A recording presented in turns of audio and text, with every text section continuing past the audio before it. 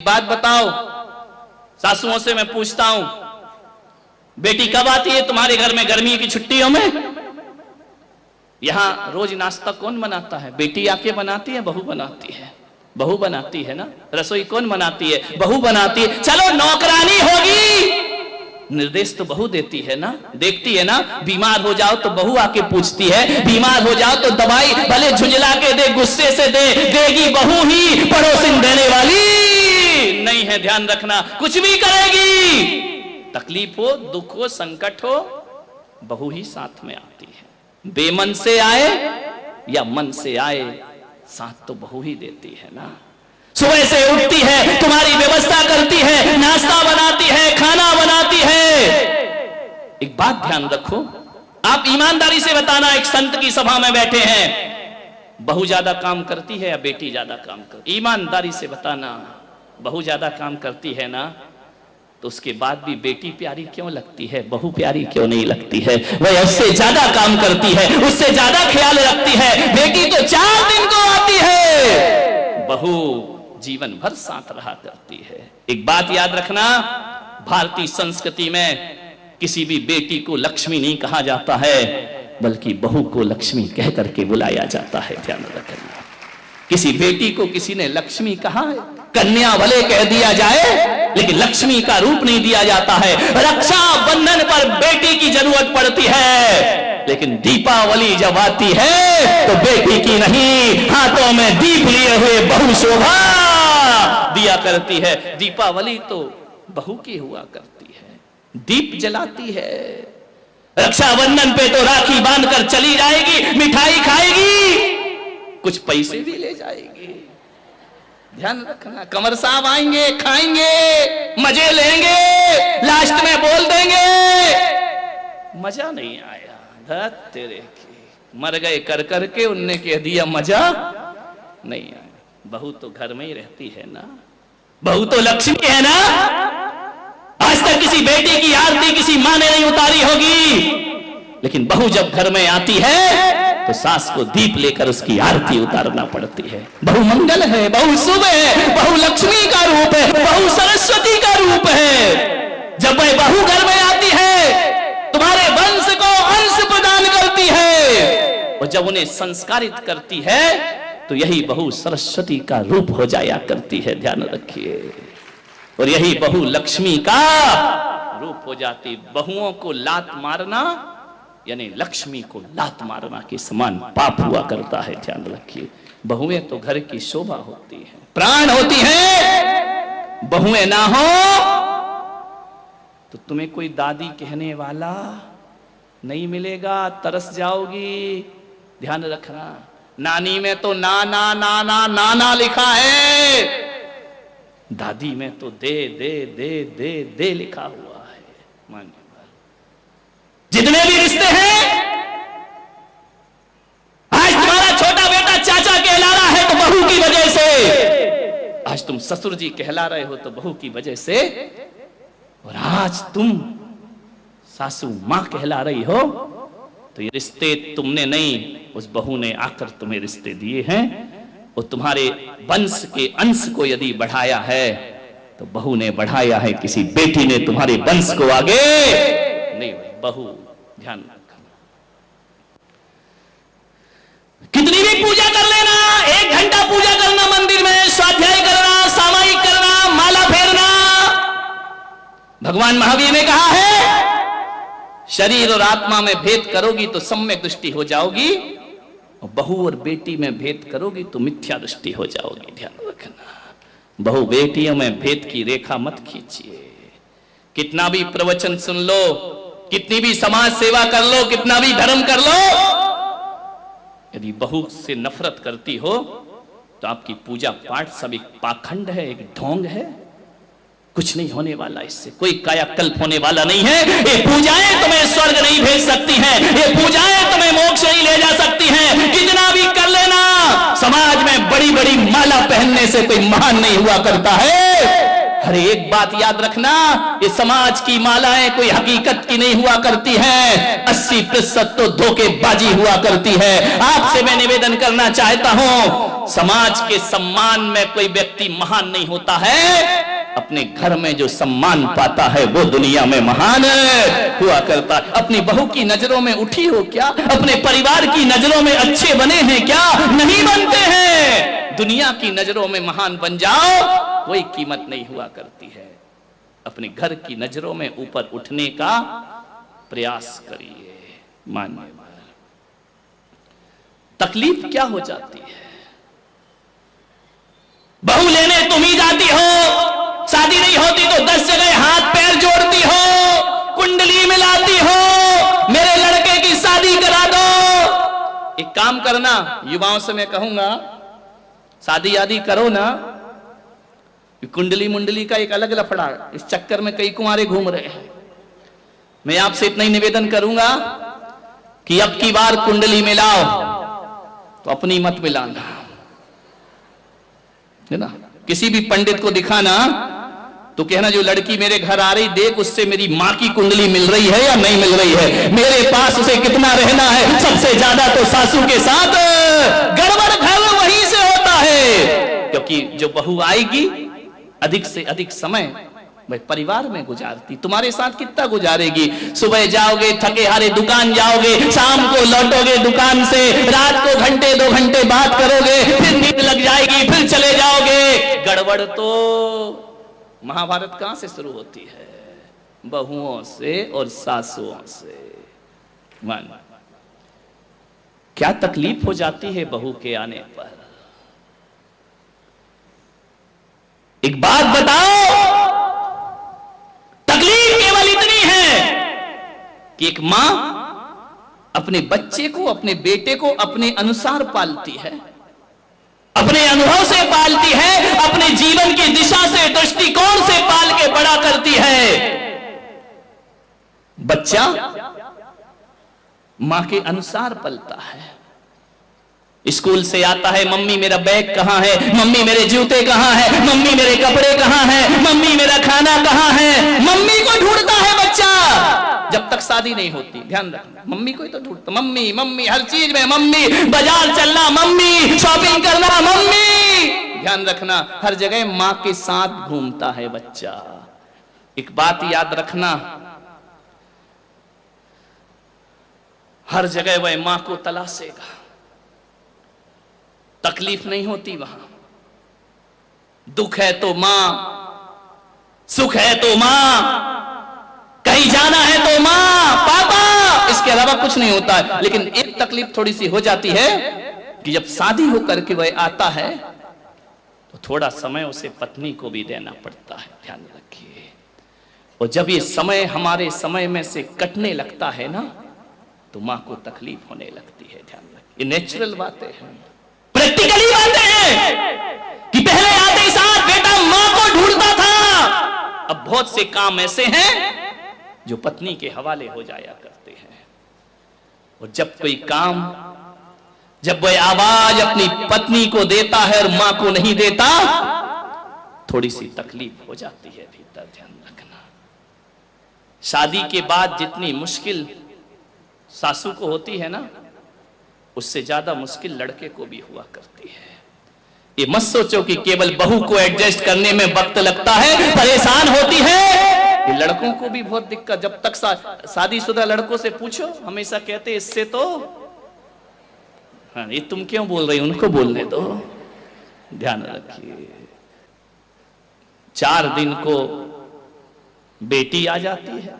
देखो छोटी छोटी बातें बता रहा हूं जो बहुत बड़ी बनती हैं, जो इतनी खाइयां पैदा करती हैं। गर्मी के दिन ससुर जी ने कहा कि चाय बनाओ, बेटी गर्मी में पीहर आई है, बहू भाभी भी है। बेटी ने कहा पापा जी बनाती हूं। अम्मा कहती बेटी तू क्यों बनाएगी? बोली क्यों? भाभी है ना, तू तो 4 दिन को आई, आराम कर ले, तू भी तो ससुराल से आई है, थोड़ा सा आराम कर ले, चैन से रह ले, भाभी है ना वो चाय बना देगी। अब ये शब्द यदि बहू के कान में पड़ गए, ध्यान रखना, एक प्याला चाय बनाने में बेटी कमजोर नहीं हो जाती, उसका बीपी नहीं बढ़ जाता, वो बेहोश नहीं हो जाती।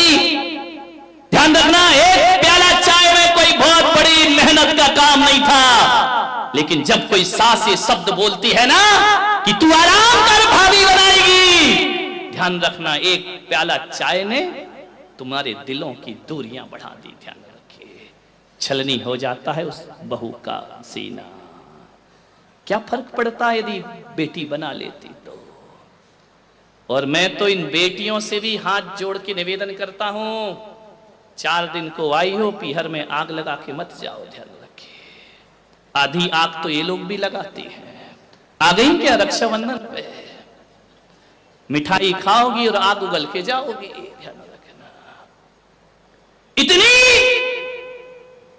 समर्पण दिखाती है पीहर में आकर के अपने माँ बाप के लिए, पूरी बिछी जाती, मेरी मम्मी मेरे पापा, मेरी मम्मी मेरे पापा। भाभी तू ये नहीं करती है, भाभी तू सम्मान नहीं करती, भाभी तू इज्जत नहीं करती है। ये 4 शब्द, इतना प्रेम, गजब। ऐसा लगता है कि तुम्हारी मम्मी की शुभचिंतक केवल तुम ही हो। बेटा तो दुश्मन पैदा हुआ है, कंस पैदा हुआ है घर में, बेटे का कोई लगाव नहीं है, कोई अटैचमेंट नहीं है तुम्हारी मां से, सब कुछ तुम्हारा है।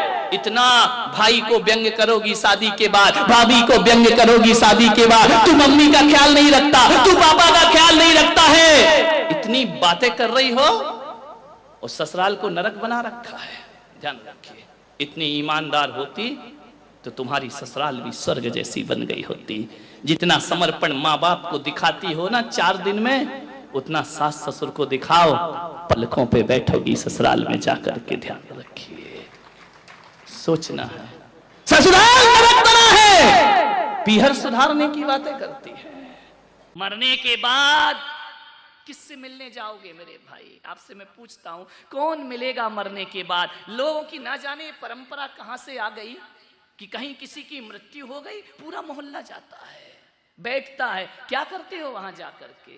कोरे उपदेश करके आ जाते हो, मत रो, ये तो चलता ही है, ये तो दुनिया है, ये तो संसार है। आज बड़े ज्ञानी हो के समझा रहे, कल घर में लाश उठेगी, वो आएगा तुमको समझाने के लिए। वाह रे दुनिया के तमाशे, रीति रिवाज। अरे मरने के बाद किसी के घर जाते हो, मैं आपसे कहता हूं कि मरने के बाद मिलने जाओगे तो वो मिलेगा ही नहीं। अरे जब तक मिल रहा है तब तक जाके मिले आओ, तुम्हारी जिंदगी सार्थक हो जाएगी, सफल हो जाएगी। मरने पे जाते हो, जीते जी नहीं जाते हो। अटल जी गए, पूरा देश जब तक जीते रहे किसी ने पलट के नहीं देखा। विचार करिए, राजनीति तो देखो, सारे लोग जा रहे, फूल ले लेके जा रहे हैं, जब चले गए तो फूल चढ़ा रहे हो, गुलदस्ते भेंट हो रहे हैं, विदेशों के नेता आ रहे हैं। वाह रे जमाना, जीते जी किसी ने दवाई को नहीं पूछा उनको। ध्यान रखिए, वाह रे दुनिया के रीति रिवाज, कैसी जिंदगी है ये। जीते जी पूछ लेते तब कहां गए थे लोग। अब तो पूरा नाटक ड्रामा चल रहा है। ध्यान रखिए, मानने वाले मरने के बाद पूछने जाते हो, जीते जी कोई नहीं पूछता है। मरने के बाद उससे माफी मांगते हो।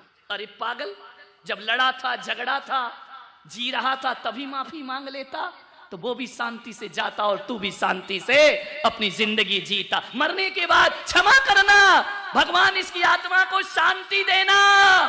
मरने के बाद, जीते जी तो तूने ही शांति दी थी उनको। ध्यान रखिए, जीते जी शांति दे दो। मरने के बाद 2 शब्द बोलोगे श्रद्धांजलि में, जब बेचारा सुनने लायक नहीं बचा है। ये फूल जैसे झर रहे हैं, मरने के बाद जीते जी झरा देते तो आदमी कितने सुकून से इस दुनिया से विदा होता। मेरे भाई, सोचना है आपको। मरने के बाद आदमी सोचता है, काश हम भी उसके साथ रहते, उसके साथ वक्त बिताते, कितना अच्छा आदमी था वो। जब सामने था तो मुंह घुमा के चले जाते थे। समझ नहीं आती दुनिया की रस्में, रीति रिवाज, कुछ पल्ले नहीं पड़ता है मेरे तो। अरे इंतजार मत करो किसी के मरने का, जीते जी पूछो। जीते जी बाप के लिए एक शर्ट नहीं लाते हो, एक पैंट का कपड़ा नहीं लाते हो, मरने के बाद कफन लेने जाते हो नया बिल्कुल कोरा। अरे जीते जी ले आता 2 कपड़े तो बेचारा शांति से तो रहता। अरे मरने के बाद श्राद्ध और तर्पण करते हो, जीते जी उसकी थाली में 2 रोटियां प्यार से रखते ना इन तर्पण की कोई आवश्यकता नहीं पड़ती।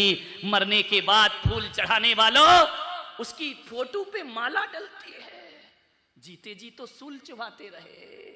क्या जिंदगी है ये हमारी। मान्यवर इस दुनिया में, भारत में क्या पूरी दुनिया में, जहां तक मैं सोचता हूं ये पूरी दुनिया मुर्दों की पुजारी हो गई है मेरे भाई। हर कोई मुर्दों को पूजता है, जिंदों को पूजता ही नहीं है। जो कल तक निकृष्ट था मरने के बाद महान हो जाता है। ध्यान रखिए कैसी दुनिया है ये, सोचना है एक बार। एक सेठ दुकान पे बैठा था, सामान तौल रहा था, किराने की दुकान थी। जैसे ही सेठ ने तराजू पे सामान रखा उसके तो होश उड़ गए। उसकी दुकान पे यमराज आ गए। उसने कहा अरे दादाजी, अंकल जी तुम यहां कैसे आ गए? बोले बस बेटा आ गए तो आ गए। बोले हाथ जोड़ रहा हूं, पैर पड़ रहा हूं, थोड़ा सा और टाइम दे दीजिए। अरे यमराज ने कहा घबरा मत, मैं कोई तुझे लेने थोड़ी आ। अरे बोले लेने नहीं आए। बोले नहीं, आइए बैठिए, स्वागत है। क्या लेंगे, ठंडा लेंगे गरम लेंगे? ध्यान रखना, जब आप अपनी दुकान की उधारी लेने जाते हो, ध्यान रखना उधार पे तो व्यापार चलता है ना जितेंद्र सर, है ना? जब लेने जाते हो किसी कस्टमर के यहाँ कि मेरी उधारी का पैसा दे दे, यदि वो चाय पिलाए, दूध पिलाए, ठंडा मीठा गरम पूछे, तो समझ लेना कि आज यही हाथ लगेगा, रुपया तो मिलने वाले है नहीं। बाकी जिसको देना है वो झटपट देता है और आगे बढ़ाता है। जैसे ही उस सेठ ने सुना कि यमराज लेने नहीं आए, आइए स्वागत है, आइए बैठिए। यमराज ने कहा देख मैं तुझे लेने नहीं आया हूं, तो फिर क्यों आए मेरी दुकान पे अचानक आधम के तुम? मेरे 4 कस्टमर भग गए तुमको देख करके, कष्ट से ही मर गए वो तो आधे। तो बोले आए क्यों तुम अचानक? अभी तो मेरी बोहनी बट्टा भी नहीं हुआ, अब भी दुकान खोली है मैंने। यमराज ने कहा तू घबरा मत यार, मैं आ गया। बोले क्यों आ गया? बोले देख भाई इस दुनिया में मेरा कोई मित्र नहीं, यमराज से दोस्ती कौन करेगा? कोई दोस्त नहीं है, मैं अलग थलग पड़ गया हूं, अकेला जीवन जीता हूं, कोई मेरे से हाथ मिलाने को तैयार नहीं है, कोई मेरे पास बैठने को तैयार नहीं है। यार मेरा भी मन करता है कि मेरे भी कोई दोस्त हो, फ्रेंड सर्किल हो, हम भी फेसबुक चलाएं, हमारा भी तो मन करता है हम भी व्हाट्सएप पे आ जाएं। कौन बोला इंस्टाग्राम पे आ जाओ? ध्यान रखिए, बोले हमारी भी इच्छा होती है, हम अकेले कब तक जिएंगे इस धरती पर। तो सेठ ने कहा मामला क्या है? बोले मैं तुझे लेने नहीं आया हूं, मैं तुझसे दोस्ती करने आया हूं। दोस्ती करने? अब सेठ भी बड़ा होशियार था, बोले दोस्ती करे और घाटा लगा। बोले क्या मतलब? बोले देखो यमराज भाई दोस्ती तो, बोले तू करेगा या नहीं? अब सेठ कह भी नहीं सकता कि नहीं करूं, नहीं बोला और गला पकड़ा कि चल। अब मौत की दोस्ती, जी का जंजाल। हाँ बोले तो मरे, ना बोले तो मरे। उसने कहा ये तो बड़ा गड़बड़ हो गया। यमराज कह रहे दोस्ती, हाथ मिला। अरे बोले हाथ नहीं, दूर से हाथ मात नहीं मिलाऊंगा। हाथ पकड़ा और ले गए तो? अरे बोले तू चिंता मत कर यार, मैं तुझे नहीं ले जाऊंगा, पक्का नहीं ले जाऊंगा। तो बोले कि सेठ फिर एक काम करो, दोस्ती पक्की समझें, हम ना भी बोलते नहीं बन रहा। उसने बड़ी दबी आवाज में कहा आरजू खुदा से करो बंदे से नहीं। ध्यान रखना। सेठ ने कहा यमराज भाई दोस्ती तो कर लूंगा, फायदा क्या होगा? आजकल दोस्ती भी फायदे पे होती मेरे भाई, नुकसान फायदा देखा जाता है दोस्तियों में। माँ बाप के पास दौलत है तो बच्चा बुढ़ापे में पूछता है, और दौलत ना हो तो बच्चे भी इज्जत करने को तैयार नहीं रहा करते हैं। ध्यान रखिए। उसने कहा मुझे फायदा क्या होगा? तो यमराज ने कहा फायदा क्या यार, दोस्ती तो निस्वार्थ होती है। एक माँ बेटे को इसलिए चाहती है, बेटी को इसलिए नहीं चाहती है कि एक बेटी होगी तो वो पराया धन है, और जिस दिन जवान होकर के उसका विवाह करेंगे उस दिन मोटा दहेज हमें उसकी शादी में देना पड़ेगा। एक दहेज ऐसा अभिशाप है समाज के भीतर, ऐसा दहेज में आकर के बैठ गया है। ये दहेज का राक्षस ऐसा राक्षस है जो महिलाओं को, बालिकाओं को अपने शिकंजे में कसते चला जा रहा है। और आज यदि सबसे ज्यादा हत्याएं नारी की, बालिकाओं की हो रही है, और आज सबसे ज्यादा यदि गर्भपात हो रहा है, तो उसमें दहेज जैसा भी एक अभिशाप इस समाज के अंदर व्याप्त है। एक गरीब सोचता है मेरे घर लड़की हो गई तो मातम मनाता है वो कि एक कर्ज आ गया मेरे जीवन में, आज मुझे इतना पैसा जोड़ना पड़ेगा तब बेटी के हाथ पीले हो पाएंगे। नहीं मेरे भाई, दहेज एक बहुत बड़ा अभिशाप है। मालूम है नारी बड़ी पूज्य हुआ करती है। जैन धर्म कहता है, जैन दर्शन कहता है कि जब यही नारी सांसारिक प्रपंचों को छोड़ करके घर गृहस्थी का त्याग करके यदि आरिका और साध्वी का रूप ले लिया करती है तो यही दोयम दर्जा पाने वाली नारी पुरुषों के द्वारा भी वंदनीय हो जाया करती है और बड़े बड़े राजा महाराजा भी उसे अपना शीश झुका। नारी अपनी शक्ति को पहचाने, नारी अपने को शोषित ना करे। एक सास बहू को प्रताड़ित करती है, इसलिए प्रताड़ित करती है कि वह दहेज में रुपया कम लेकर के आई है। लड़की के माँ बाप को उलाहना मिलता है, उन्हें शर्मिंदा होना पड़ता है, बहू को जिंदा जला दिया जाता है। मेरा नागपुर में चतुर्मास हो रहा था, एक बाप ने अपनी बेटी की शादी की, मालूम है बेटी का घर बसाने में बाप का घर बिक जाता है। अपने घर को गिरवी रखता है तब बेटी का घर बसाया करता है। उस बाप ने ऐसे ही किया। अरे झगड़े तो भाई भाई में हो जाते हैं, भाई बहन में हो जाते हैं, माँ बेटे में झगड़े हो जाते हैं, आप दोनों में झगड़े नहीं होते हैं? बोले नहीं, हम लोग कभी नहीं लड़ते हैं। कबीर से पूछा वो मंत्र बताओ कि हम भी अपने घर में ना झगड़े। कबीर ने कहा कि बैठो, आए हो, स्वागत है, बैठो मेरी कुटिया में। कबीर ने अपनी पत्नी को आदेश किया कि अरे भाग्यवान, सुनती है? दोपहर के 12 बज रहे थे। कबीर ने कहा लालटेन जला के ला। पत्नी आई, लालटेन जलाई और रख दी। जिज्ञासु ने कहा पागल है क्या ये? इसीलिए झगड़े नहीं होते, लगता है कबीर तो पागल है ही, ये पत्नी महापागल है। दोपहर को 12 बजे आंगन में, खुले आंगन में इतनी धूप में लालटेन मंगा रहा है और पत्नी ने लालटेन लाके रख दी। उसने पूछा भी नहीं कि लालटेन का क्या करोगे, लाई और लालटेन रख के पत्नी चुपचाप चली गई। कबीर ने कहा उत्तर मिल गया। अरे उत्तर, पागल लग रहे हो दोनों, पागल। कबीर ने कहा पागल ही समझो। कबीर ने कहा ठहर, अभी उत्तर नहीं मिला तुझे। पत्नी को कहा कि अरे भाग्यवान, 2 गिलास दूध लेकर आ। पत्नी गई, दूध के 2 गिलास लाई, एक कबीर के सामने रखा, एक जिज्ञासु के सामने रखा। कबीर ने दूध का गिलास उठाया, गटागट दूध पी गए और आनंद के साथ पी गए। जिज्ञासु को कहा कि तुम भी पियो। जिज्ञासु ने जैसे ही मुंह में लिया, दूध थूक दिया उसने। बोले ये दूध है क्या? ये पागलों का घर है, पागलों का। कबीर ने कहा उत्तर मिल गया। बोले ये क्या उत्तर है, ये तेरी पत्नी पागल है क्या? बोले क्या? बोले दूध में नमक डाल के लाई है, शक्कर डालना चाहिए, चीनी डालना चाहिए, नमक डाल के लाई है। कबीर ने कहा उत्तर मिल गया। अरे बोले ये कोई उत्तर है क्या? कबीर ने कहा तो सुन, जाते जाते उत्तर सुन के जा। हम दोनों पति पत्नी के बीच में प्रेम है, ध्यान रखना। हम दोनों पति पत्नी के बीच में समर्पण है, हमारे बीच में तर्क नहीं है। जब मैंने 12 बजे दिन में उससे लालटेन लाने को कहा तो पत्नी ने कोई प्रश्न नहीं किया, चुपचाप लालटेन रख के चली गई।